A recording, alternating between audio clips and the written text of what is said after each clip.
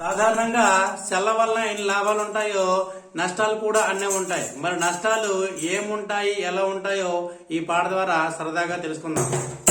Cell cell cell మా కొంప ముంచావు cell, నిన్ను చూస్తే చాలు పోతాయి రెండు కళ్ళు.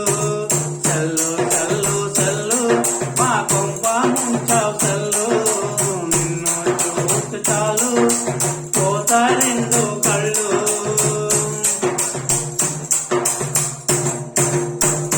ట్రింగు ట్రింగని మోగి పెడతావే కొంపల కొల్లు, పచ్చని సంసారాన్ని చేస్తావే బుగ్గి పాలు.